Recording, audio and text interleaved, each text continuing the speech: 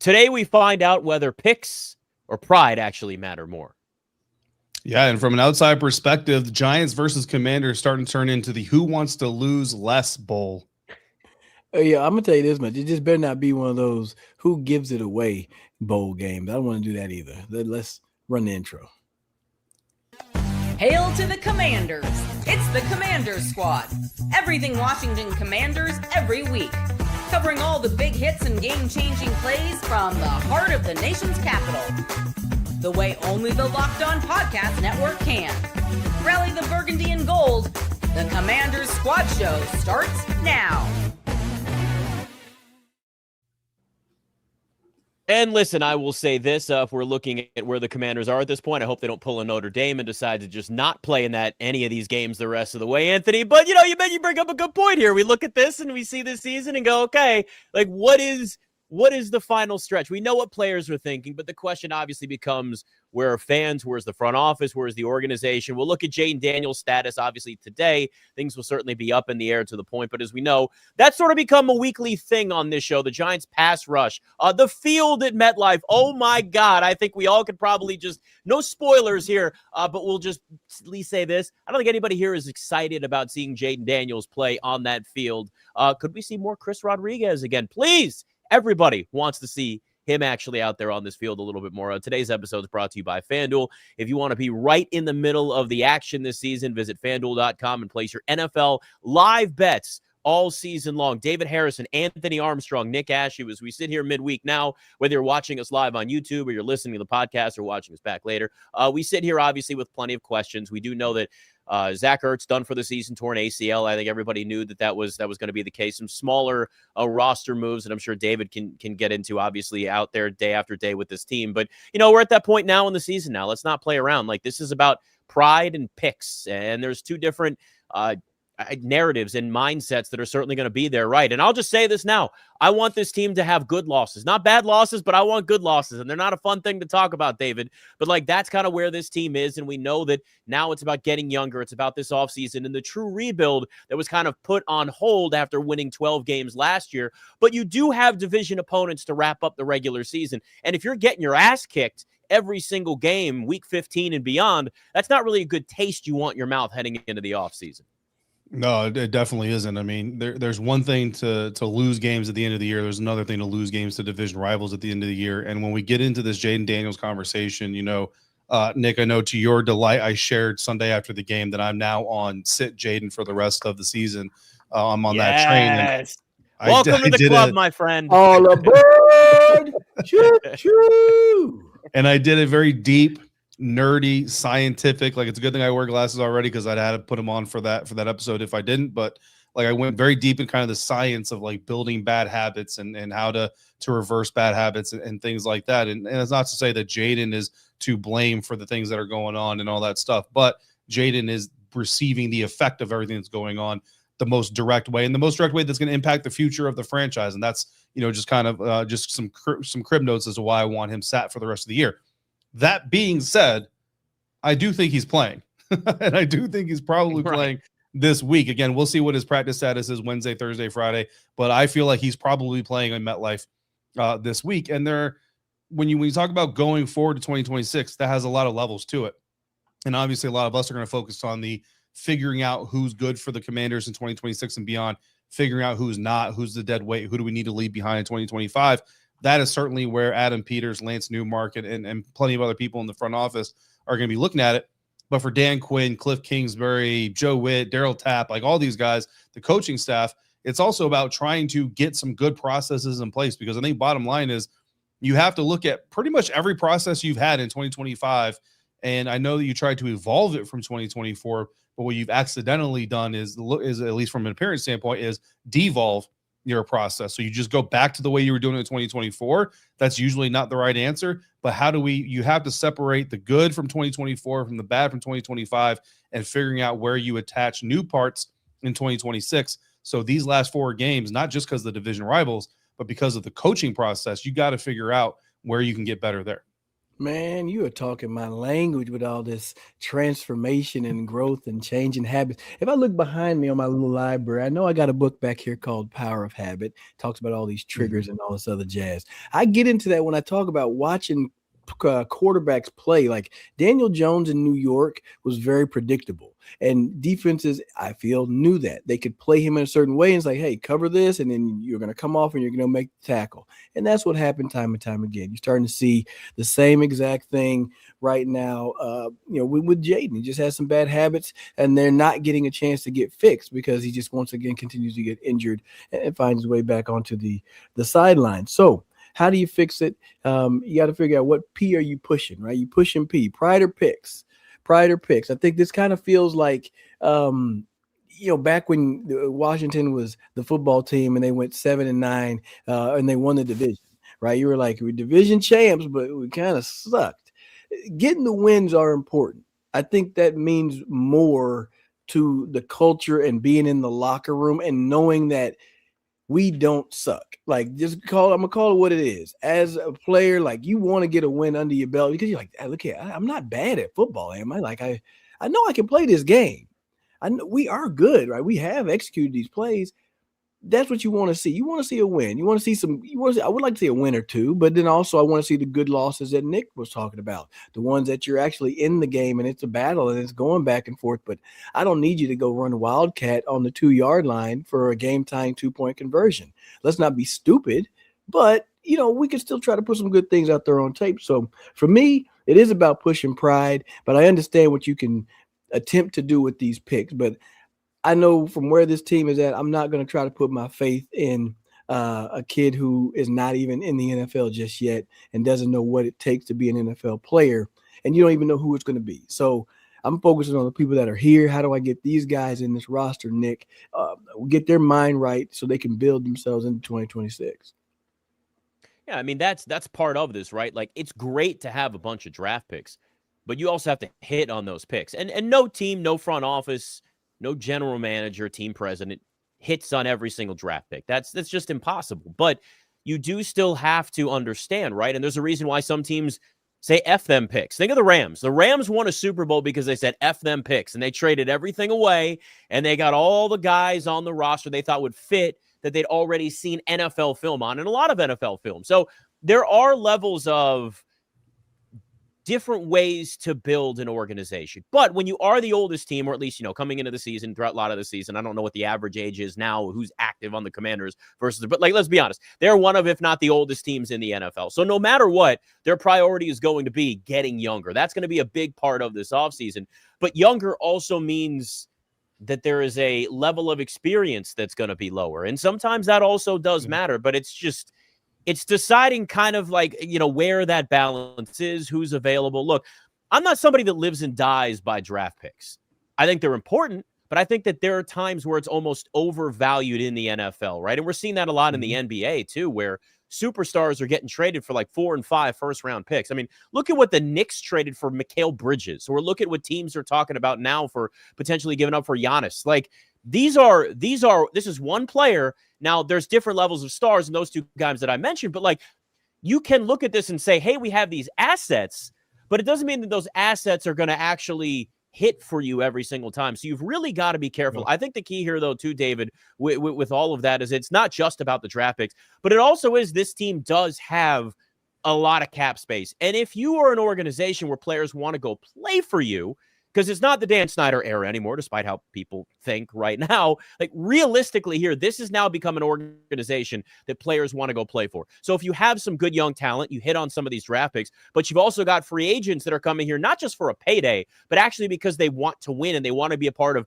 building this culture and building this organization and becoming what, well, until this year, could be like the Chiefs, where they're winning a division every single year, but that's not happening in Kansas City anymore, at least this season. But like, those are the types of things that also matter. That's why I feel so good about the future of this team, is that we've already seen the 12 wins when they shouldn't have had it. We've seen the complete regression this season, but you've still got at least decent draft picks, depending on where this thing finishes up. But then also on top of that, it's that cap space, and it's that ability to go out and pitch and say, hey, we want to win.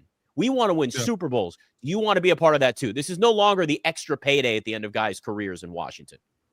Yeah, I mean, look, there's a couple of things there. I mean, first of all, draft picks are lottery tickets, right? Like Bucky Brooks of NFL.com, that's the way he puts it, and I love that phrasing. They're lottery tickets. They're not guaranteed. Like, there's nothing guaranteed from a number 1 to a 32. I mean, Tom Brady's a 6th-round pick. Like, you can go through all, the amount of undrafted guys that turn into big-time contributors. You know what I mean? Like, every time we talk about getting rid of a preseason game, I always bring up Victor Cruz, because without the preseason, Victor Cruz is never a thing in New York. So, like, I think the preseason is incredibly valuable for teams.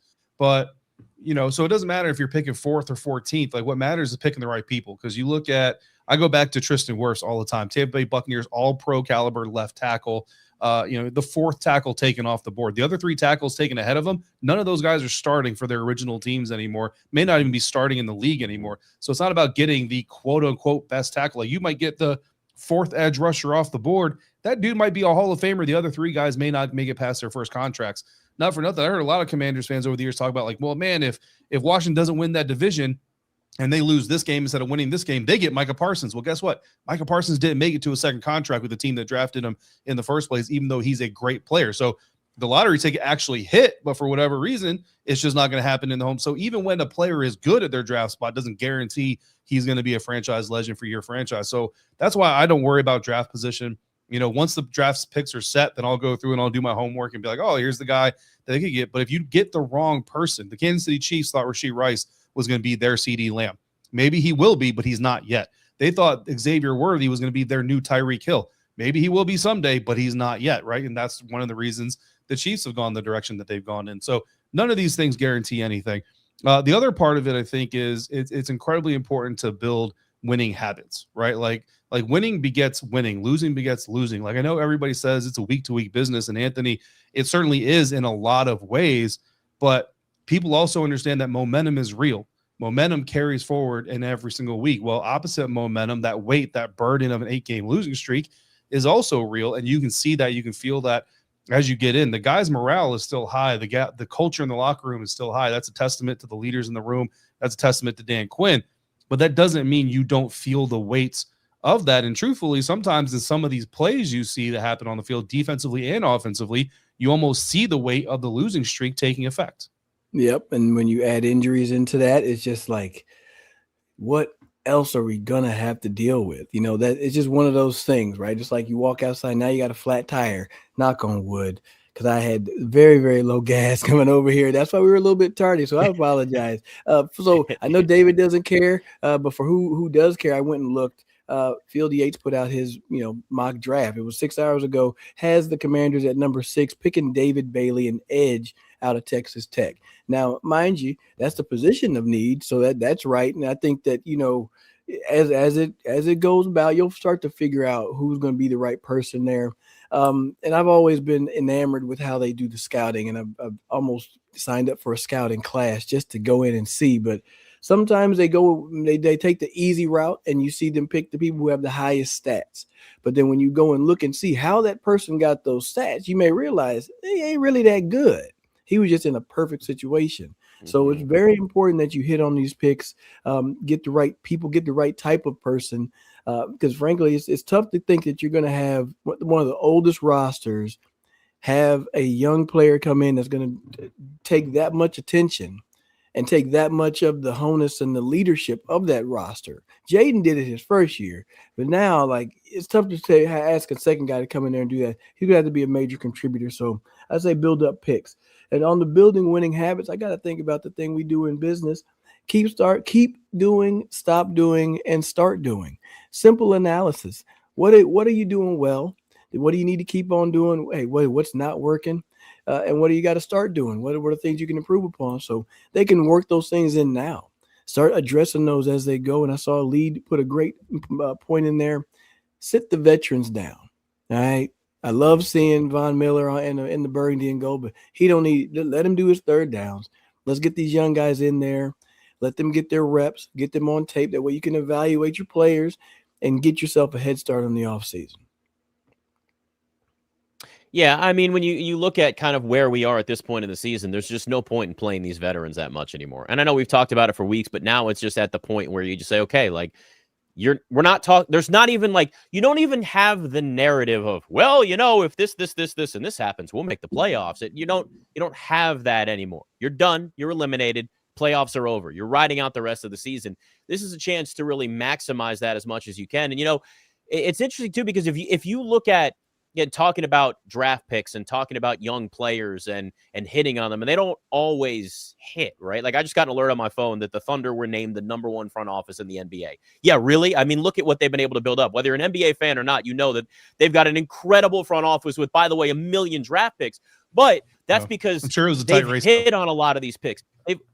They've identified all of this talent, but like, sometimes talent may work at the NFL level, the NBA level, whatever the case is, but maybe not in your system. I mean, we've seen that plenty, whether it's with this Washington team and all the names that it's had and all the years and all the eras and all the front offices, or it's other places too, where sometimes guys just hit later. I mean, we sit here and look at Daniel Jones done for the season. And now, I mean, Phillip Rivers, by the way, coming back at 44 years old. I mean, I guess he's inspired by Joe Flacco. I don't know, but like, the Colts gave Daniel Jones an opportunity. He got out of a bad situation with the Giants, and he thrived before he tore his Achilles with the Colts, which makes it obviously it's a heartbreaking injury to see somebody like that get their opportunity and really thrive in that system. But sometimes players thrive in certain situations too. So just because you have those picks, just because you have those assets, David, doesn't mean that they're actually going to work there too, which is why I think it's just so important to find a lot of balance in where this whole situation is. And with having, as of right now, at least 6 picks versus 9, some of these young players that maybe get more opportunities. Look, even if they don't play well at this point, Ben Sinnott, we kind of know who he is, but why not give him more snaps? Who cares? Like, what are you going to do? Lose a football game? What's he going to do? Drop a pass? I mean, Zach Ertz did it. I mean, we just watched Travis Kelce drop a ton of passes for the Chiefs. So, like, at this point, who cares? Just give these guys so much where you can say, we've got all the data we need. We've got all the film we need. We may not have as many draft picks as last year, but you also have some players that you brought in that thought you could really get more contributions out of them. Now is the chance to be able to fully say, without any question, either yes or no on those players over the last 4 weeks of the season. Yeah, I mean, I think that, the more individualistic the position is, the more you can do that, the more you can be flexible with that. But the more unified a position group has to be, I think it's harder to do that. Like on the offensive line, for example, you know what I mean? You can say, well, let's preserve Sam Cosmi, put Nick Allegretti in there. Let's preserve Josh Connerly's health in the last 4 weeks and put, Andrew Wiley in there and things like that. But you need that offensive line working as a unit. Sam Cosmi is still pretty fresh off of his injury. You need as many reps with that front 5 as you possibly can. Plus, they got to make a decision on Chris Paul, right? He's a pending free agent. Is he the starting left guard of the future, or is he a guy that we need to go and let walk? And plus, look, don't put it past anybody. I mean, familial relationships are incredibly important. He may want to go play with his brother, and as a free agent, he might have that opportunity.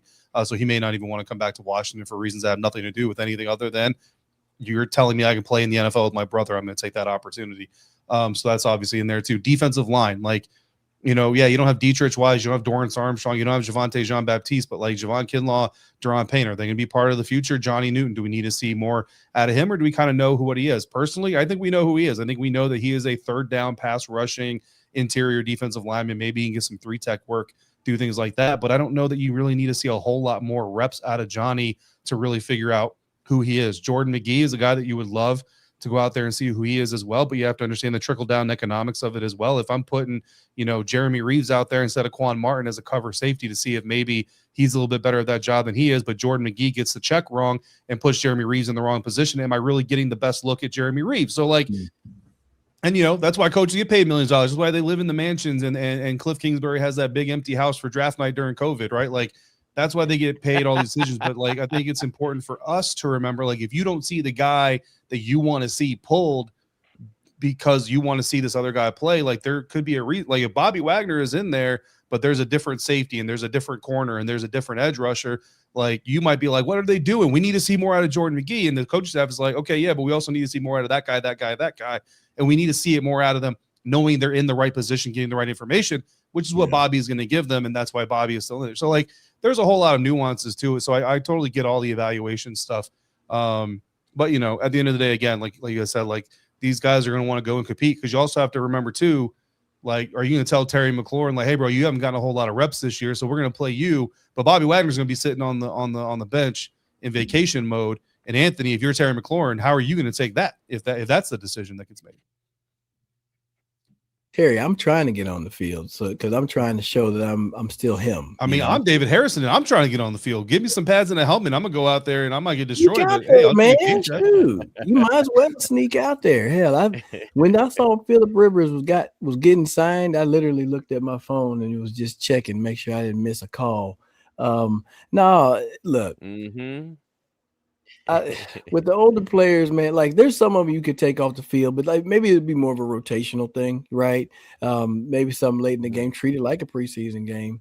But it's one of those ones where I just don't want to see. I don't need them to rely on the OGs for the rest of the season. You know, I don't waste the opportunity to see, you know, Jalen Lane a little bit more, you know, for the sake of playing Debo a little bit more, you know what I mean? So that is those type of evaluations that I think that you're going to see a little bit more. I want to see more edge towards the youth, especially talking about their running back that they got back there. We're going to talk about Chris Rodriguez a little bit later, Nick, but yeah, I do want to see just right now you can show me how you're going to address the offseason. You know, and it's kind of a blessing to be able to start thinking about it now. You can get ahead on free agency a little bit, start to, you know, dig a little bit deeper into your draft position. But don't get nobody at Notre Dame. Nobody from Notre Dame. Y'all I can't believe they quit on us, Nick. Which I feel like is something that we may have to talk about here because, I mean, I need to know a player's perspective on that, though. But we will get to that. We mentioned a pass rush. We know the Commanders don't have that, but the Giants do. And they got a quarterback that is not afraid to take hits. What that looks like this weekend, it's Commanders Squad.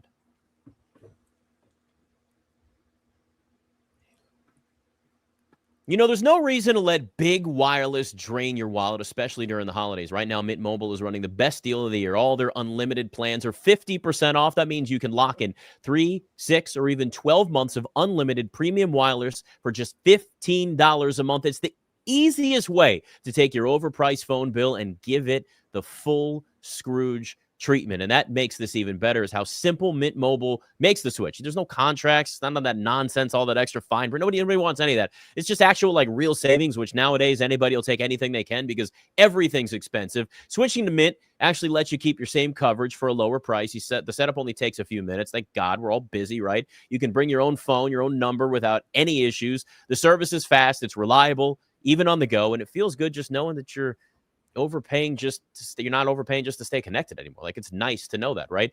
Turn your expensive wireless present into a huge wireless savings future by switching to Mint. Shop Mint unlimited plans at mintmobile.com/LockedOnNFL. That's mintmobile.com/LockedOnNFL. It's a limited time offer. Upfront payment is $45 for 3 months, $90 for 6 months, or $180 for 12 months. Plan is required. Taxes and fees, initial plan term only. Greater than the 35 gigabytes. May slow when the network is busy. Capable devices required. Availability, speed, and coverage varies. See mintmobile.com.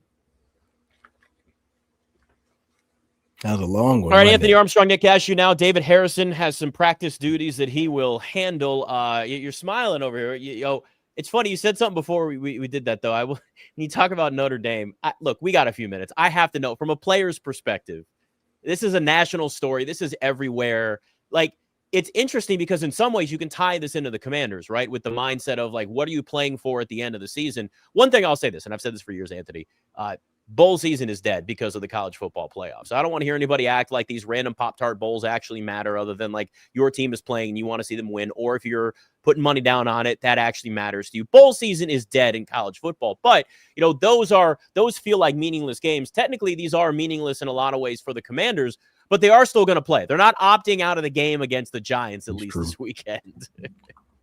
Now, I think that the whole opting out of the bowl game thing, I thought it was a joke. I think it is a joke. You go play your bowl game. Like, you didn't get put into the playoff. Like, it is what it is, right? We can argue up and down, but you're not in there. You go play your bowl game. But I think you owe it mostly to the seniors on the team, and the guys that thought they were going to get just one more bowl game, and they're going to go over there and get themselves a little bowl gift basket or whatever, a whole bunch of Pop-Tarts and brown sugar cinnamons and the unlocked flavors. Like, let them have that moment. Let them have that moment. I find it hard to believe that the whole entire team, brought that on to them. I mean, yeah. I got friends who are like, what about the recruiting side of it? Like, you got some they were about to sign. They're signing like 4 former NFL players' sons, right? So, like, as their daddy, like, do you want your coach to back out of that? So I don't know. It's something to me that kind of it bugs me. They're running around trying to put about money, and they're going to trying to roll Notre Dame out there to make money. It's like, man, do it for your students, do it for your athletes. Go out if you're that good, you go out there and you whoop whoever they line up. What do they say? They say snap the ball, set the ball. That's what they say. Set the damn ball. Put it on the ground. Let's go. Yeah. And like that's again, I've seen it a lot in the comments here, and I get it, right? About, players are paid to play and things like that. Well, I mean, yes, but it doesn't mean that they're paid. The team also has a bigger picture they have to focus on too, where at the end of the season, it's like, okay, you're not paying Bobby Wagner that much or Von Miller that much anyway. Like if you're in a point now where you can say, we're going to pull back on your snaps, we're going to lower your roles so someone else gets a bigger opportunity, you're getting meaning out of the rest of the season. And I think that's what people have to keep in mind. Because again, I'm looking on here and some people saying things like, oh, well, we're talking about, no meaning left to this regular season. I got to watch this team with nothing left. Well, no, there is stuff that means something. It's just not necessarily the score at the end of it. And I know that sounds really stupid, right? We're like, well, you play to win the game, right, Anthony? Well, yes, but like what you also are doing, this is evaluation. And this could be, and it was either you or David, I can't remember who just said this a little while ago in terms of it treating it like preseason. There is a level of that I think does make sense here, where you look at the rest of this season, the division games, and that you've got an opportunity to see some players that are deeper on the depth chart. They just, made an addition to the practice squad. They got guys all over the place now. Like this is a chance to see not just the front office looking at, okay, who are we considering drafting? Like we're building the big board and who's going to be where and who we want to, but also who's going to be. There may not be a draft pick, but they may be 23, 24, 25 years old, get a bigger opportunity down this final month of the season where the front office goes, oh, that's really going to help. Like, what if they find somebody that can help with the pass rush a little bit or help, like whatever the case is. And I'm just throwing it out there without really looking even deep at this point because it's just so up in the air. But that actually does have meaning to the end of the season. Those are the types of things that I'm going to watch is there anybody? It's treat the last month of this regular season not like a Notre Dame bowl game, but instead like a preseason where you're actually looking at this and you're going, okay, who is going to be that preseason hero? We have preseason heroes all the time, but it's actually going to be real regular season NFL football against division rivals. If somebody or a couple guys maybe even starts to stand out a little bit more for the Commanders, you got another young guy. You don't have to maybe worry about as many draft picks at whatever that position might be because you've got somebody that you believe in that you say, we know they work in our system. They got a bigger opportunity and they took advantage of it. And we know they can be a part of the future of this team.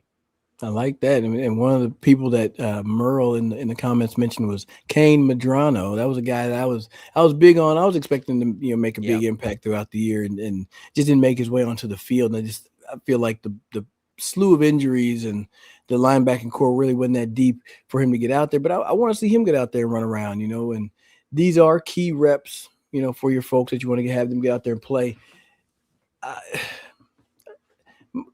When I'm looking at like how would you approach the running back room? You know what I mean? How would you want to approach that one? Obviously, Rodriguez. We want more Rodriguez. Do we want to try to get more Bill, or would you want to see some more creativity? Because I think on the offensive side, I would want to see not necessarily you run the same offense and then just put new people in there, but like really try to scheme up a couple of ways to get those guys to be in some unique positions that makes, to have some success. Right. So when I think of Bill, I think a lot of Jahmyr Gibbs, where he can do some of those quick screens, just kind of quickly get him in a screen off the edge of the tackle where he's up in the alley between the numbers and the tight end or something along those lines. Put some of those things into play. Obviously, Marcus Mariota will be dealing the rock. I don't want to have Jayden do it, but if Jayden's doing it, that's fine. You still got to protect him. But man, I need to also see Dan Quinn be on top of that. Be on top of it's calling cadence too. So there's a few things. I'm kind of rambling a bit. Sorry. No, it's fine. I just want to mention too, like they did sign Chase Edmonds to the running back. I mean, they brought him up finally. I don't know how many carries he's going to get, but that's interesting that they did bring Chase Edmonds at least up to the active roster. So maybe we'll see at least a few carries from him. So that tells me at least this team is saying, all right, let's see what we got, because Look, you and I and David have sat here and screamed for more carries for Chris Rodriguez this entire season. And Cliff Kingsbury not running the football, especially early last week, was just, especially with, there was one point where I think Chris Rodriguez was at about 7.3 yards a carry. Like, why are you not running the football more? You're getting exactly what you need and then some from him. And I don't know if we're ever really going to get an answer. I understand they've been down late in games and early in games on top of that. So you're going to have to kind of throw yourself back in a little bit. I get that the game plan is altered versus the scripted plays that are going to be early on, especially in the first quarter. Yeah. To me, though, I would like to see more of Chris Rodriguez because you're going to have to worry about his contract, too. And it's not like he's due for like a big payday necessarily, but there may be other teams around the NFL that are looking at Chris Rodriguez and saying, oh, dude, this guy would fit great in our system. And he's still young. And you get him on a 1 or 2 year deal. And it's just little more than what the Commanders want to pay. And then you lose out on him. But I would rather them see exactly what he can do in this system where maybe he's more comfortable and says, I'd rather stay because I know that I'm going to have a bigger role and I know that I can thrive in Cliff Kingsbury's system next year. But yeah, nobody's really stepped up to the point where they've taken over that RB1 spot. Like we thought Bill was going to be that guy. It hasn't really. They've had the rug pulled from under them. No, they've had the rug pulled. You know, it's like right when you get a flow going, then it's like you stop.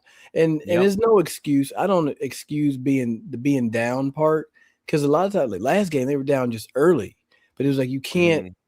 You know, we know. You know how I feel about those first quarters. Yeah, the first quarter, that's Nick's favorite. Every time they run it at the end, I take a glance and I'm like, I should take a picture. I'm like, nah, Nick got it. He'll give us the background of what happened in the first quarter. But it's just you gotta find a way. And how can you get Cliff to want to run the rock more and stay a little bit more based in that? And I was discussing in a group chat. They were like, well, do you think he'd be around next year? Is that some sort of a change that they'd have to make to get a different mindset, have somebody else call the plays or just, different, a little bit more input from someone else to do something differently.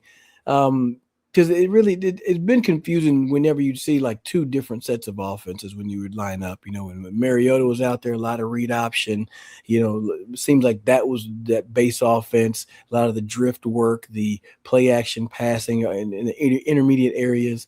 But then when Jayden would get out there, they want to fling that sucker all over the field, man. I totally like that. But running wise, I think that if you're being real with yourself, you can kind of get behind the fact of, letting Chris be that lead dog and then understand that you're going to be able to save some money at that position because of how you're going to have to build the rest of this team. If you really are going to, try to grow this roster, not have to go out there and add a big free agent at a running back spot, because I don't think you have to. I don't think they really value the position that much to go and spend a whole bunch of money there. You can spend money elsewhere. You really got to say, hey, let's lead with this guy. Let's see if we can get him over 7 carries. Can we get him 15 carries this game? Even if it's looking a little bit muddy at times, Nick, I want them to stick with it, push these carries up and see what it feels like and what it looks like to actually run the offense through Chris Rodriguez for the last few weeks. And you may unlock, hidden gem that you got. And listen, if you're out there and running the ball more and taking some of the pressure off of Jayden Daniels and the temptation for him to run the football when he doesn't have anybody open, that's a win. Because like we've said, right? Like he shouldn't be playing, but he's going to play. He's going to be out there, and he's going to be out there on one of the worst fields in the NFL where players are begging for it to be changed. So much so it's been used as the example as the new rules that it's going to take 2 years for the NFL to put it in, but they got new rules in terms of how fields are supposed to be, which it blows my mind that we're sitting at a point now where we're going, oh yeah, the NFL has finally established a standard for how their rules should be. That's one of the playing surface is one of the most important things that you have in the NFL. And it's just like, yeah, everybody do what they want and we'll just figure it out from here.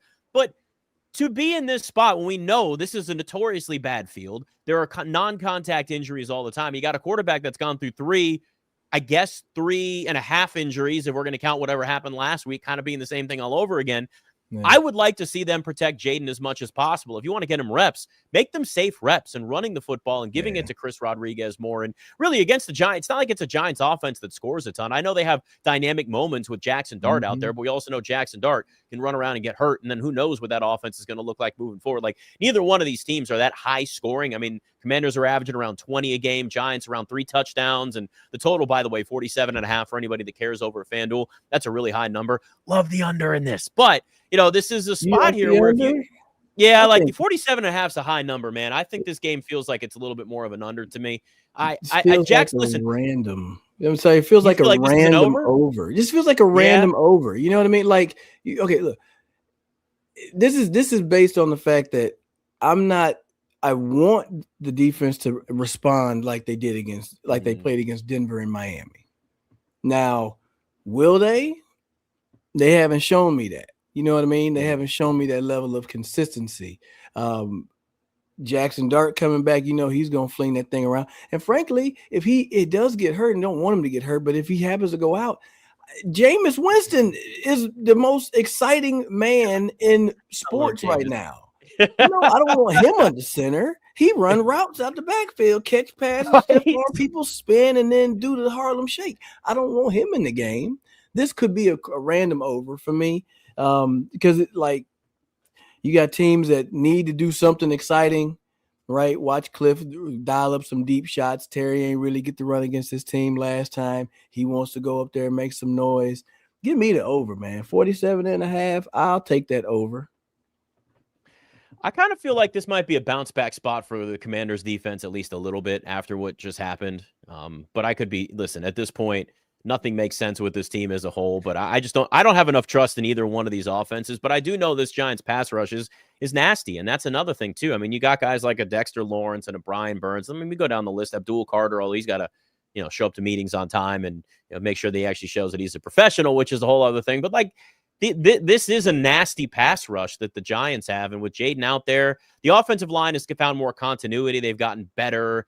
But this just kind of is one of those games where, and I see on here too, lead commander saying that, Chris Rodriguez runs like an RB1. There's no real RB1 there. I agree. Like, he's not really like a lead running. Like, again, I'm not saying he's like Bijan Robinson if you give him opportunities, but what I am saying is that Chris Rodriguez has separated himself the most, where if you're running the football a little bit more and approaching this as more of a smash mouth, think defensively, think running the football. This may not be as dynamic of an offense this week, especially on a field that's nasty. Jayden Daniels out there, but not 100% again, because that's been the conversation this entire year. I get it. Look, I'm scarred. And I'll say it every week. I'm scarred from everything that's happened this year. It happened in the past, but I just want them to be more cautious with their franchise quarterback. And a great way to do that is running the football a lot more. Yeah. That first drive last game, that was great. I loved it. Yeah. I was impressed with Jayden in his passing, like the comeback to Terry. I love that he looked off to the flat before he went to that pass. I think earlier in the year he would have thrown the flat quickly to get the ball out of his hands. So these are some of the things that I'm looking at for Jayden, is to see how he handles himself in the pocket. I've said it before. I've said it a couple more times. I'll say it here one more time. If he's out there, I want him to do this: find 3 or 4 more incompletions rather than him run 12 times. Run max 8 times, but instead you're throwing away those a couple other passes. I feel like that's a lot of wasted energy, a lot of wasted potential contact, and then it just starts to change your mindset of when to pick and choose to shoot your shot and to actually go and try to scamper and run on something. Because if teams are going to be ready for it, then you're just going to be a sitting duck. So, hey, just be willing to take one. You know what? I'll just throw this one away. We still got third down. Still got second down, still got third down. Live to see another day rather than trying to advance it 1 yard, Nick. So it's once again, it's a coach thing, but the player himself, hey, you're on the field, but you also know this. He's going to go back to your natural. Dave was talking about breaking bad habits. Whenever we get into the most stressful moment, you're going to go back to whatever your old habits are. You're going to go back to what's most familiar. They talked about it running routes, and hey, like when the weather's really bad, you have to focus on your fundamentals and your steps to get in and out of your breaks. We're not going to call a different route just because it's raining. You're still going to have to run fast and stop and change direction, but you have to make sure you're focusing on those fundamentals. And for Jayden, it's him understanding the down and distance. Hey, first down, we've ran it with Chris Rodriguez. That puts us in a 2nd and 6. The second down, we try to run it, we try to throw it, but instead of scrambling around and forcing to maybe get 1 or 2, just jump it off and we'll play 3rd and 6. We got a great play for 3rd and 6, instead of trying to force and always getting it. That's the same thing I see with Jackson Dart. He's always trying to, it's like, I'm trying to win every play. It's like in the league, sometimes an incompletion, just throwing it away, that is a win. That's the best it can be, rather than us have to hold our breath every single time we touch the football. Hey, sometimes pride and ego needs to be put aside if you're thinking smart and playing smart. Or it's gonna get knocked off. It's gonna get knocked off. It's gonna get knocked and off. That's my thing is sometimes.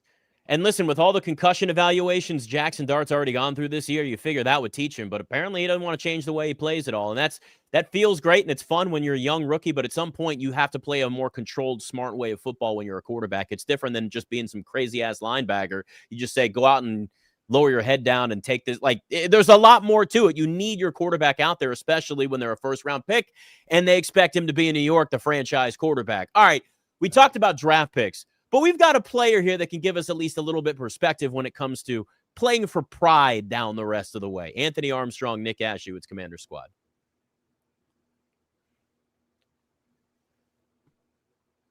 And NFL Sundays move fast, just ask Jackson Dart. But one big play and suddenly everything feels different. And that's what makes live betting with FanDuel so exciting. You're not just watching the game, you're reacting in real time. With FanDuel, you can place bets as the action unfolds. Every drive, momentum swing, every single highlight moment. Live bets are the best way once the game actually starts to shift, especially early, right? A receiver starts to get hot, and you're like, oh, he's going for over 100 yards today. A defense tightens up, and you think, maybe I should take the live under that's going on here. Momentum flips with a turnover. All of these things, you can get in on that action really quick. I'm not a great snapper, but you get the idea here. FanDuel really lets you kind of jump in on the moment. Live spreads, money lines adjust. I mentioned the totals. Listen, everything changes. Those player props as you see a guy heating up. You can even bet next touchdown scores, next drive results, total. Like, you watch the momentum. Maybe, you know what the script kind of looks like, and it's a great opportunity for you to jump in. If you want to be right in the middle of the action this season, FanDuel.com is where you need to go. The FanDuel app. Place your NFL live bets all season long. FanDuel, the game moves fast,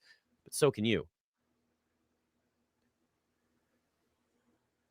All right, Anthony Armstrong, Nick Ashew, David Harrison handling his practice duties here. Now, look, I mentioned a lot draft picks and pride, right? Picks and pride is the theme the rest of the way for this team. And we've looked at obviously young players here, but there's the bigger picture, I understand, and there's the seeing division rivals and understanding that these games still matter for individual players at this point, even if you're not talking about playoffs. And again, I hate to dig up old wounds, my friend, but you've certainly been on teams that are playing for pride late in the season with some of these organizations. Look, not your fault, but like it happens. You're not the GM of the organization, but like when you're in a locker room like that, I understand you. Like, you always went out there, you played hard. We've established that. You don't have to worry about anybody coming here like that. Anthony Armstrong, like you were a fan favorite when you played in DC. Simple as that. And I'm not just kissing your ass. I said it on the air back in the day. Like, it's fine.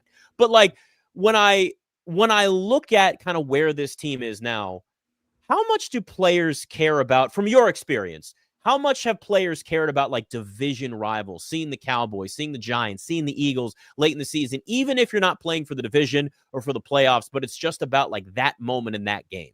Man, look, the records don't matter, bro. We talked about knocking somebody's pride off. The records are over there on the side. It doesn't matter because it's still a hate for Philly. There's still a hate for Dallas. Mm-hmm.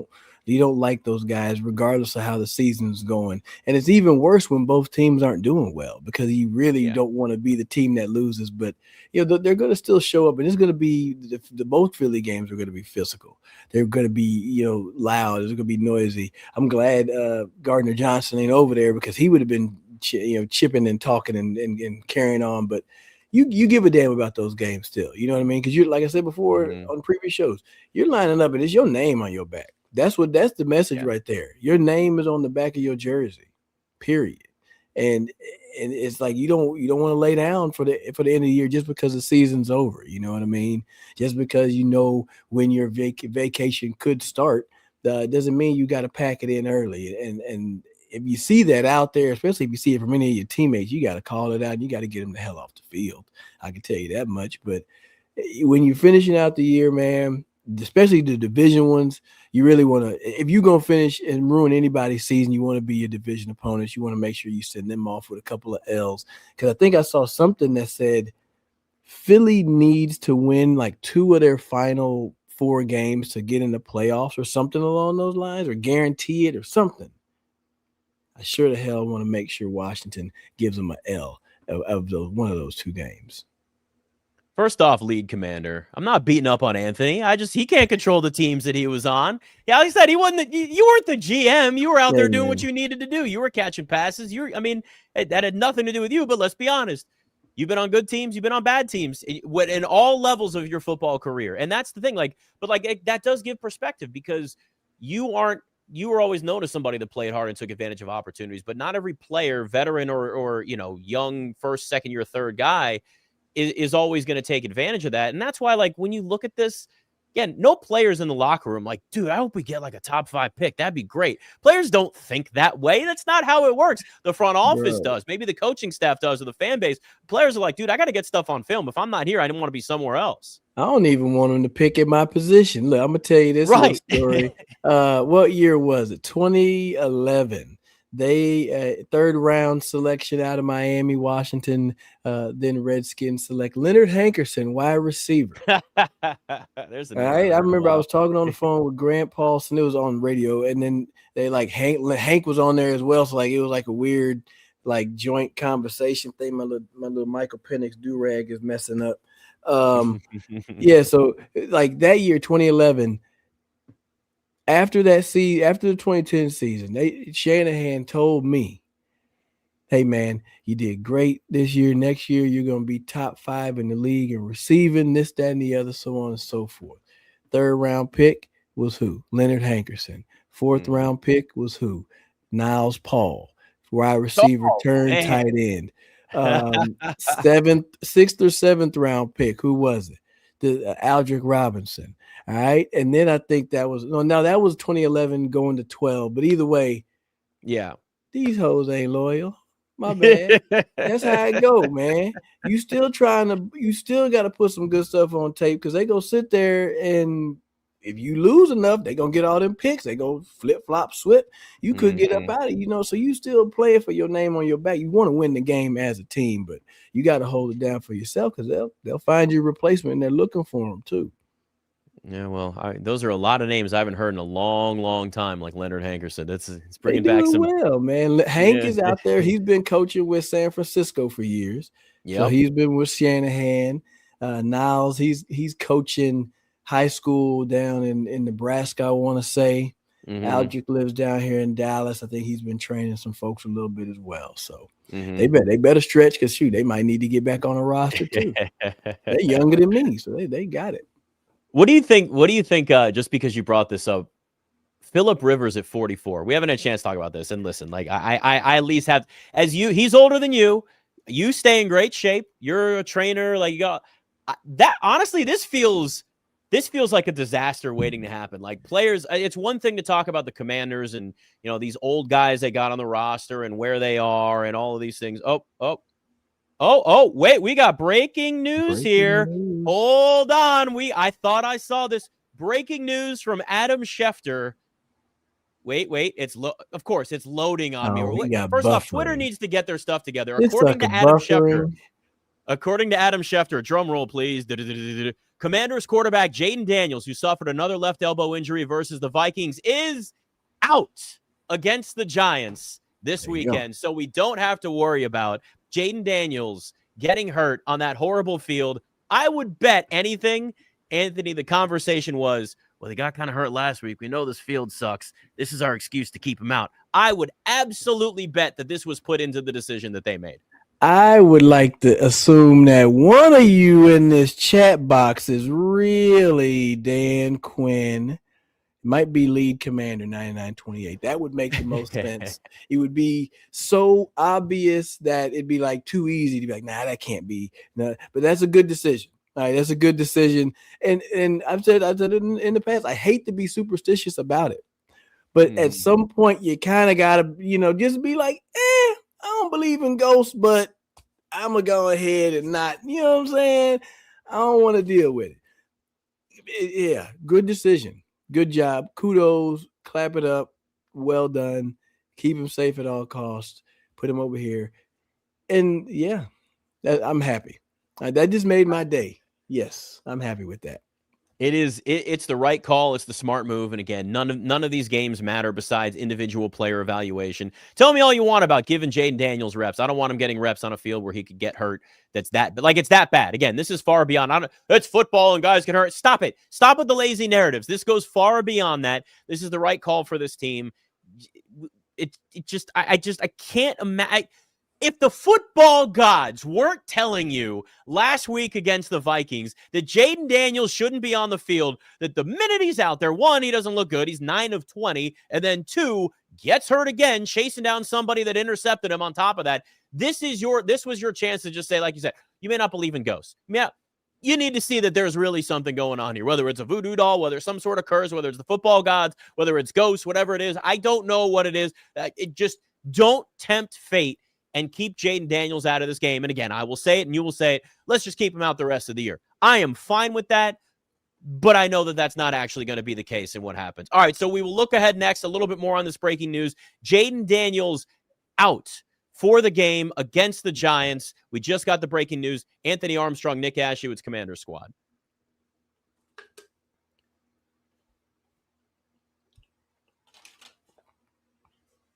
I gotta be honest with you, Anthony. It's a sigh of relief for me. It really is. Like, I'm just going, he's not playing. Jayden Daniels not playing against the Giants was the best news we could have gotten because again, that field is terrible. I know people have said it a bunch, but there are so many factors that are into this, and he probably doesn't. I mean, you have to think, and you tell me, your perspective on this, but if somebody leaves a game with a dislocated elbow, misses some time, comes back, falls on that elbow, gets hurt again, and is kept out the rest of the game, whether they could have gone back in or not, tells me that maybe he was rushed back just a little bit. And I just think there's different metrics, and maybe you need to just reevaluate them. And as I think I said last time, add a week. You know what I mean? The brace was cumbersome, but then also just as a player, you have to be real with yourself. You have to be honest with yourself. Like, can I operate at full tilt, right? Like, am I at my best? Am I the best player in this situation? I remember there was a game against Dallas. I ended up tweaking a hamstring or a groin, something. And then Shanahan was on the sideline. He's like, can you go? And I was like, I can't go full speed. I can't go like you need me to go. And so then I had to get out of the way. So if you're not, it's like, if you're not able to, if you don't feel all the way comfortable, this is a game where everything is happening so fast that any bit of indecision can just result in another and more injury and more people getting hurt. So that if you feel any inclination to like, I don't really like this knee brace, it's rubbing kind of funny, then chill, right? You got to find something else that's going to make you 100% comfortable while you're out there. It's like, you don't want no fighter pilot out there with an itchy nose and be like, yeah, this is kind of tickly, but I'm good. Like, nah, I need you to be feeling comfortable. I need you to be in your top shape to be able to perform. You don't need to have any little nicks and something to make you feel uncomfortable, Nick. Look, it may not be fun, but it's just about getting out of this season alive at this point. I mean, it really is. Like, it's just about getting out of the season with nothing long-term. Like, okay, guys can get hurt the last game of the season no matter what. I understand that. Schefter now says there were no structural setbacks for Jayden Daniels, but after medical evaluations, the doctors advised he not play Sunday, and he's going to be reevaluated. So, okay, like, it was enough. It was a scare. And that's what that tells me, is that it was enough to say, okay, we're not tempting fate here. We're not fighting if they're fighting for a playoff spot, and this is a hypothetical, clearly, because they're 3-10. If they're fighting for a playoff spot against the Giants this weekend, I think Jayden Daniels plays because there's no structural damage. And it sounds like they said maybe he could have gone back in. You're going to maybe push through it a little bit more. But that's, again, why I lean so much more on the don't take the risk. Don't make this worse than it has to be. You want to get into the offseason with a good taste in your mouth, with momentum. Again, good losses are fine, but a bad loss is Jayden Daniels having injuries that carry over into the offseason, where there's surgery, where there's rehab, where there's delayed time in working in the offseason with receivers and OTAs and then training camp. Like, this stuff can carry over. You don't want anything anywhere near that, because if you can just say, forget this season, we're starting fresh all over again, and they put themselves in a healthy position next training camp where, you have your offensive line and everybody's out there ready to go, and Terry McLaurin's not dealing with a contract issue. I know they've got other contracts they're going to have to deal with this offseason, but this is the best approach. This is the best spot for this team to be in at this point, to just say, you know what? At least this week. And honestly, if they use this as an excuse to not play him the rest of the season, well, we just want to be cautious with the elbow. Nobody should blame them. Nobody at all. That's the way to go about it. That's the way to go about it. Hell, go find your little young quarterback. There might be who's out there? Who's out there? Todd Collins. Are you out? Are you available? Yeah. Todd Hey, they Collins. made a nice playoff. They made a push for the playoffs with Todd Collins out there before. So, yeah. I've seen Mark Rippon every now and again. He plays a lot of golf. He might be able to go sign to the practice squad if we're trying to have a couple of backups. But yeah, healthy is big. Just, and you can't play scared, right? There's no playing scared. Nobody's going to do that. You're going to go out there and you're going to run around, play fast, try to win ball games. But hey, you're going to go in that end zone and spend a couple extra seconds, couple extra minutes and saying, hey, just make sure I get up off this field healthy. Same way I came onto the field. The same thing for everybody else that's competing. That's what I really like to focus on too. At the end of the year is just knowing that, guys want to finish the season out healthy, across the league. You hate to see any late injury. I felt bad for Daniel Jones. Like he had a hell of a season. And then to have that happen, he was so pissed. I felt sick for him when I just saw the clip. I'm like, golly. I'm like, you've been doing so well this year, and like you really been just erased all what happened in the past, and then that happened. And obviously, same with Zach Ertz. But yeah, you just want everybody to be healthy and finish this season out. This is one of them games, man, you dream of as a kid, Nick, and you want to get to that level. You want to play there. Then you get there, and then you notice how cutthroat it is to actually stay. It's hard to get there. It's harder to even be able to stay, and you don't want to have anybody have injuries to cut their time short.